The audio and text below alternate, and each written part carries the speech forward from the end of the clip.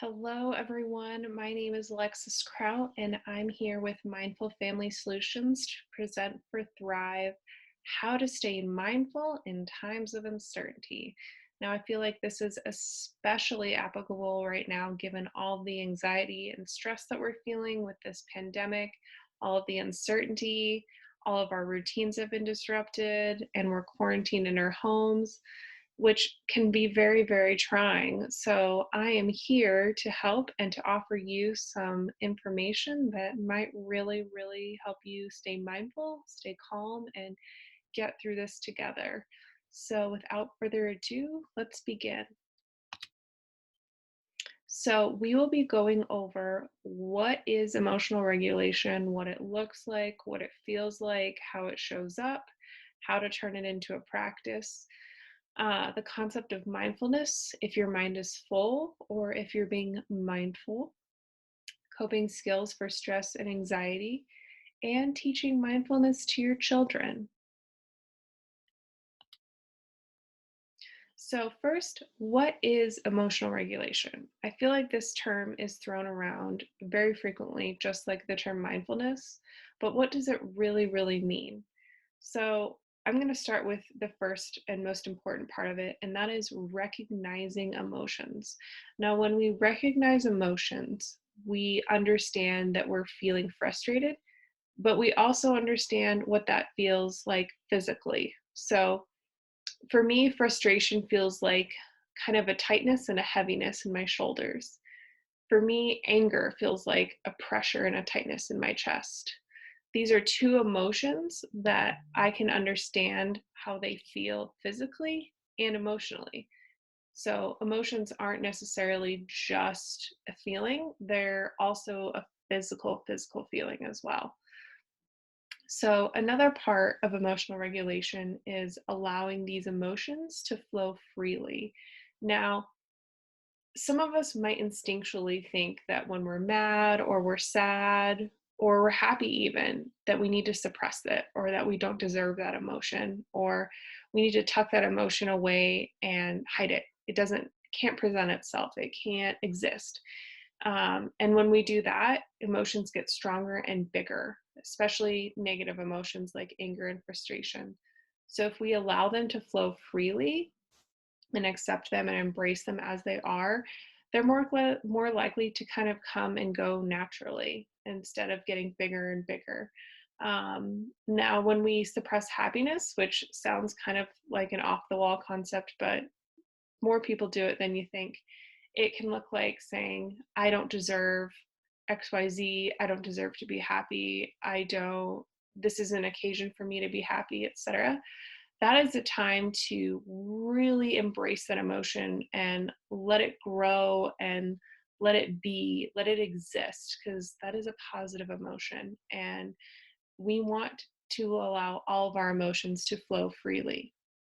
When we suppress them or push them down, that's when things can somewhat manifest into our bodies and turn into an ill physical feeling later on. Understanding primary and secondary emotions. So, a primary emotion is an emotion that you have initially as the reaction to something, and your secondary emotion is that reaction. So, we get a phone call that our niece got accepted into Harvard, immediately feel happy. That is the primary emotion. The secondary emotion is, I must write her a thank you or a congratulation card, or I must call her, et cetera, et cetera. Those are primary and secondary emotions. Last but not least, the ability to cope. When you're able to regulate your emotions, you're able to deal with them. You're able to accept them as they are, allow them to flow freely, and essentially cope. Um, Someone who experiences chronic dysregulation doesn't have the ability to cope. So they might numb using substances, they might have frequent anger outbursts, they might be physically violent. These are all demonstrations of emotional dysregulation and an inability to cope. So right here is a pretty cool picture that I have used before, talking about the components of emotional regulation. Um, First one, like I said, recognizing your emotions, and right here it says identification. Two, when I talked about allowing them to flow freely, you have your acceptance of both emotional experiences, pleasant and unpleasant. So you allow negative and positive emotions. Um, Management of distress, modulation of excitement, arousal, maintaining an emotional balance. So you're able to cope with the bad and maintain the good essentially in a balanced environment within your system. Adaptive adjustment of behavior to facilitate social interaction. So, like when I was talking about anger outbursts, prioritizing among competing goals to achieve those that are important to the individual. So that's having positive motivation and being able to prioritize what's important to you and ultimately working towards achieving it. And the capacity to sustain motivation. Motivation is really important to talk about right now because while a lot of us has lost some of our coping skills like the gym, going out and about with friends, walking around town, going to the library, etc., going places in general, finding motivation to do anything while we're stuck in our house is really, really, really hard. And I can say I've been struggling with this myself. Um, so really kind of introspectively looking into, am I feeling dysregulated? Am I regulated? If I'm not feeling motivated to do anything, that's a pretty good sign that my emotions aren't regulated. And there are some very helpful tricks that I will go over in the next slide to talk about how we can regulate our emotions. So first, we have primary emotions, like I talked about, the initial reaction to an event or a trigger in your environment. And the secondary emotion, the reaction to your primary emotions or thoughts. So when we're mindful of our primary and secondary, we are able to stay regulated. So when we think about what emotions we are having, how they're feeling, and how we are having them, that's an act of not only mindfulness, but an act of emotional regulation. Um, Another thing, too, that emotional regulation talks about is we can sometimes go between what's called hyper arousal and hypo arousal. And in between, we have what's called the window of tolerance. The window of tolerance is where we exist when we're balanced, when we're regulated. Up here is anxiety, and down here is depression, essentially. So when we're feeling really heavy and really slow and really unmotivated, we're in hypo arousal. And what can be really helpful with that is to just get up and move, like get up, walk around, move your arms, move your legs, move your toes. Um, and when we're in hyper arousal, when we're anxious, what can really help is thinking logically. So some tricks that I've done are counting squares in the room or counting to 10, counting to 4 and taking a deep breath. Um, what else have I done? Journaling for one, writing down your thoughts. Um, all of these help us kind of maintain our balance in that window of tolerance, essentially. So here are some more tips for regulating the body. Recognize how your body is feeling, name the emotion, accept the physical and emotional feeling. The more you let go and accept the feeling, the more in control you'll actually be. Ground yourself. Get your feet on the ground if possible. Sit, take a few long, deep breaths. Use guided imagery to really feel grounded. I mean, imagining yourself on a beach. Guided imagery is probably especially pertinent right now for all of you, being that we're all stuck inside of our homes. So really imagining that we're in the Bahamas, sipping a pina colada or a Diet Coke or whatever your drink of choice is, just having a great time. Close your eyes and take deep breaths as you do that. Activate logic, like I was talking about, counting objects, counting shapes. Have a conversation with yourself. That's another one. I do this frequently in my car. Talking to yourself and talking it out really can help activate that logic part of your brain. Try and do a simple math problem in your head. Notice colors, shapes and sizes of objects in your surroundings. So I have a picture of a leaf right here. So count the ridges in the leaf. That might take you a few minutes and see how you feel at the end. Mindful or mindful? Okay, so we have talked about mindfulness briefly in this. And I love this phrase because it really talks about what mindfulness truly means. And that means that we're aware. Are we aware that our mind is way too full? Or are we aware that we need to take a break and be mindful? So let's explore. When we're mindful, we're choosing to be connected to our mind, body, and the environment. We're choosing awareness. So, mindfulness can kind of be an all encompassing term, especially when it comes to emotional regulation. I'm noticing in my body right now that I'm feeling really anxious because I don't know how long this quarantine's going to last, and I'm not certain that I will know anytime soon. And I'm feeling anxious.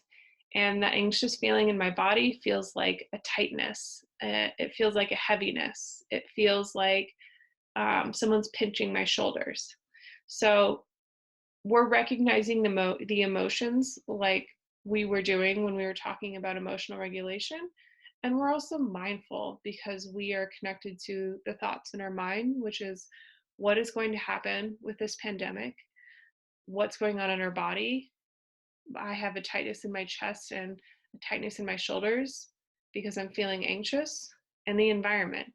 I am a person in the environment going through this pandemic right now, and I'm choosing to be aware of what's going on in my body, in my mind, and in the environment that I don't necessarily have complete control over.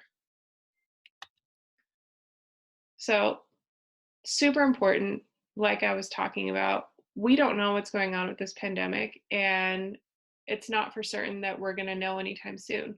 So it's really important right now to stay mindful because we can't predict the future. And when we obsess about the future and worry about the future, that's what causes emotional dysregulation and sends us into hyper arousal away from our window of tolerance.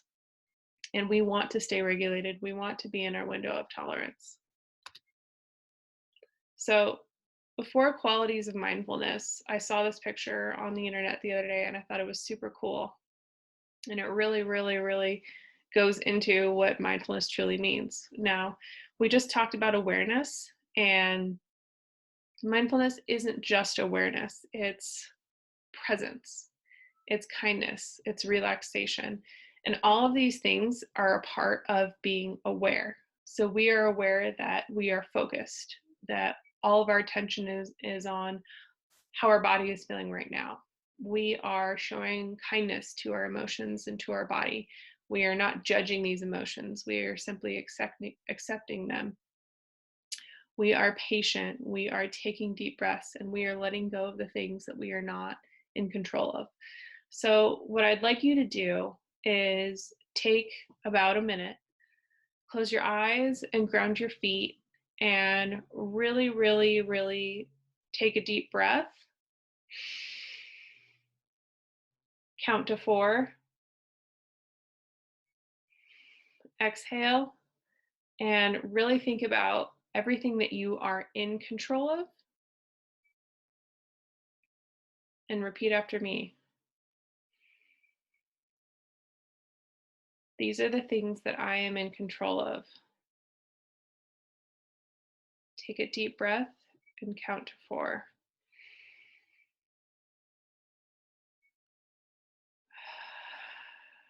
I might have messed up that breath a little bit, but take a deep breath, count to 4, and then exhale and repeat after me.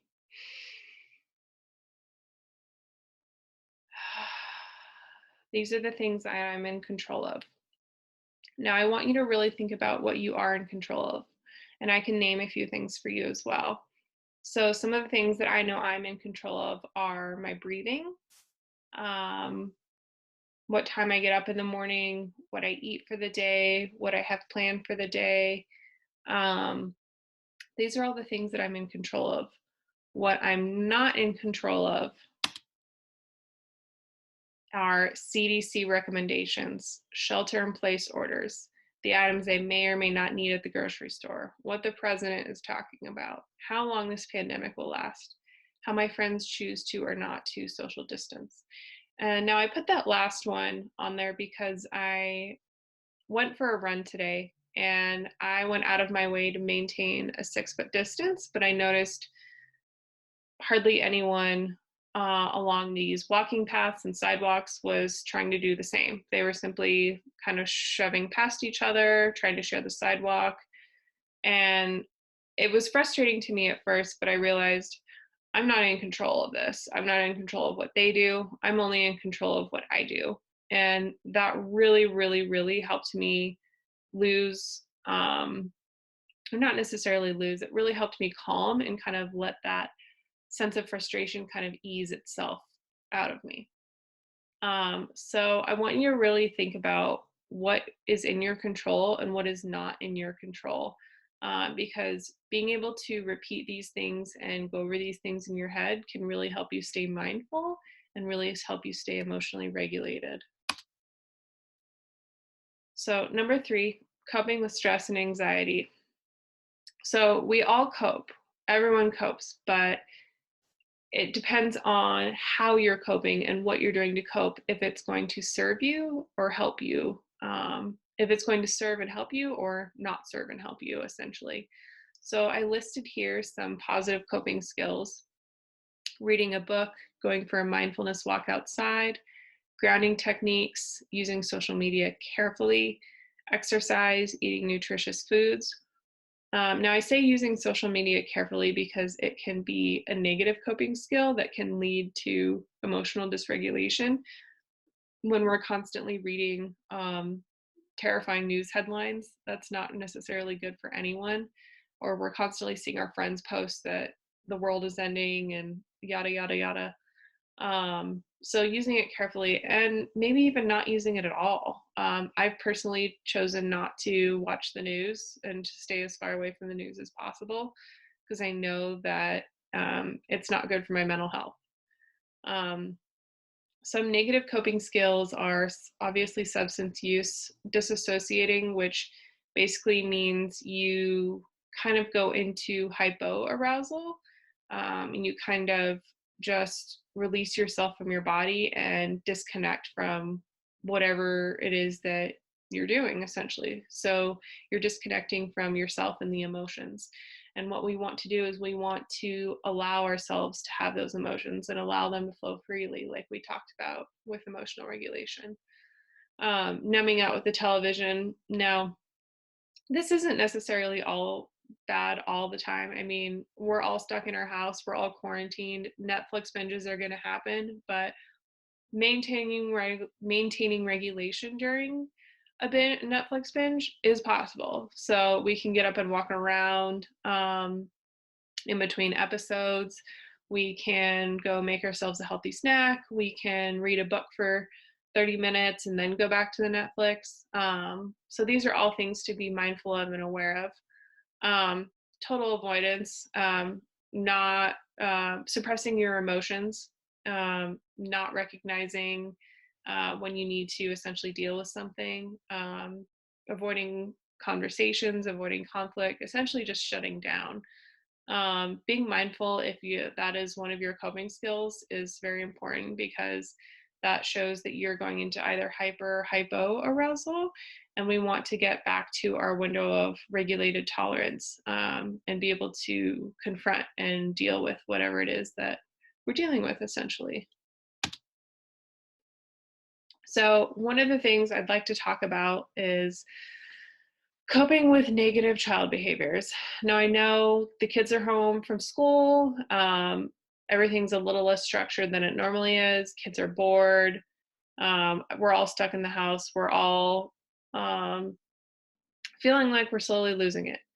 And this can be a great time to focus on not only your emotional regulation, but your child's emotional regulation as well. So essentially, showing them how to co-regulate. And when you co-regulate, you role model that emotional regulation. So let's say little Johnny is acting up and decides to run around the house screaming and knocks over a vase. And we're already on our wits' end because we were just trying to get them to do math homework for the last hour. So first, we're going to ground ourselves and we are going to ensure that we are regulated. So we are going to allow frustration to take place, but we're not going to react. We're going to say, I recognize I'm frustrated. I'm going to take some deep breaths.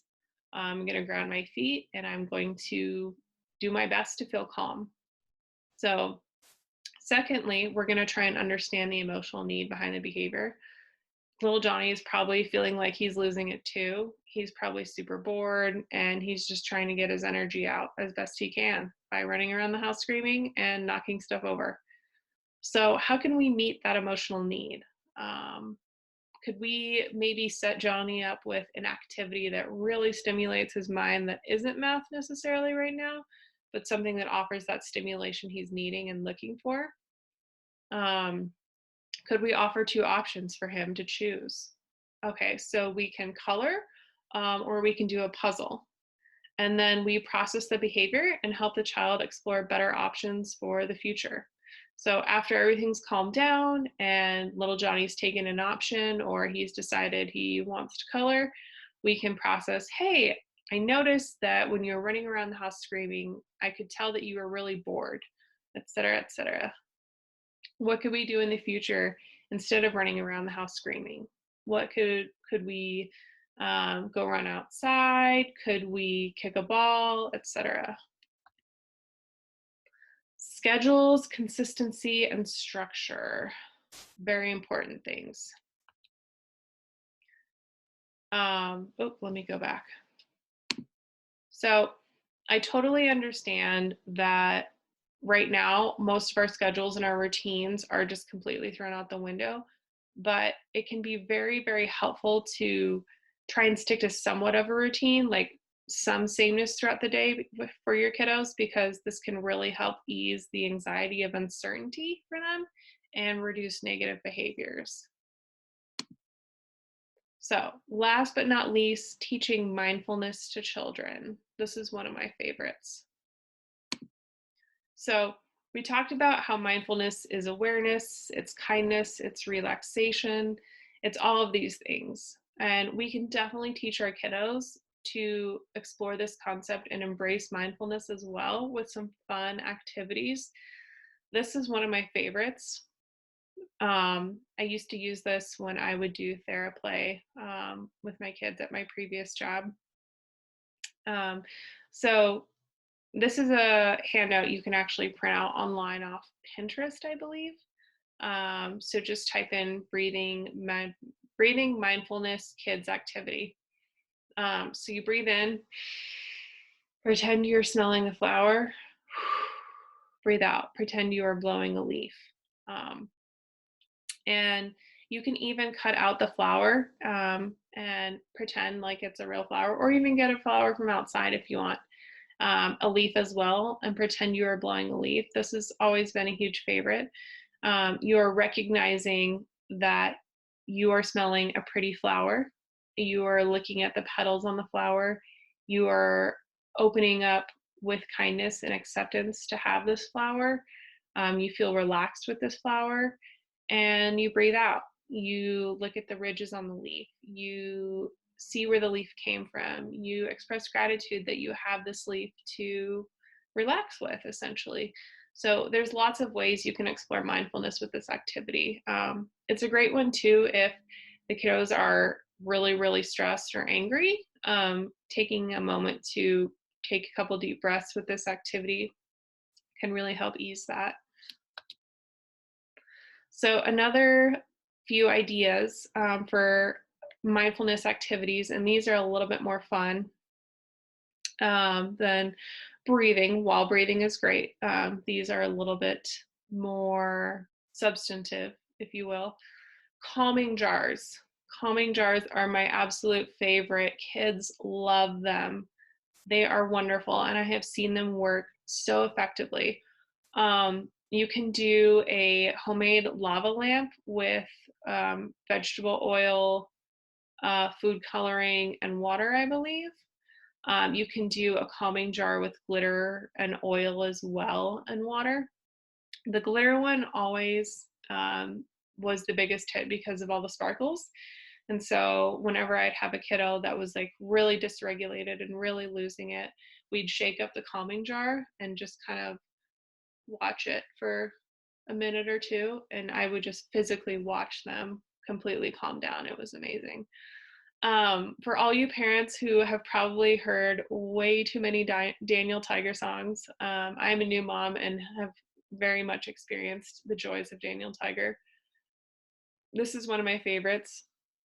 If you're feeling mad and you want to roar, take a deep breath and count to 4. Love that song. So watching Daniel Tiger is always great and singing the songs is always great, but this one is especially important if your kiddos are feeling stressed and angry and frustrated. Singing them a song just like this and singing it with them. Last but not least, a mindfulness scavenger hunt. Select items to look for in the house or even in the backyard. Notice how they feel, look, and discuss each time. This can be really great if your kid's just at their wits' end, they don't want to do their homework anymore, or it's just one of those days while we're stuck in our house. Um, Really, you can look all over the house and you can find things like a bag of chips or a fridge magnet or a candle, etc. And it can be really, really fun for the kiddos. So here's me. I'm a former youth and family therapist turned child behavior consultant and parenting coach. I've been working with families for over 10 years, and I believe mindfulness and emotional regulation are important lifelong skills to be had. I'm a wife and a mother of one human child and two furry children. I enjoy baking, weightlifting, and swimming outdoors. I just want to say thank you so much for listening. I know that we're all very stressed and stretched thin right now, so I appreciate your time and consideration in watching this and listening to what I have to say. And I really genuinely hope that all of these tools that I've given you will be helpful and will serve you and your family. Thank you so much. And if you're interested in private family coaching, consulting, or booking a workshop, I have my email right here and my phone number right here. And I'll leave that open for a little bit in case you are writing that down. Um, like I said again, thank you so much. And I look forward to putting on more videos for y'all in the future.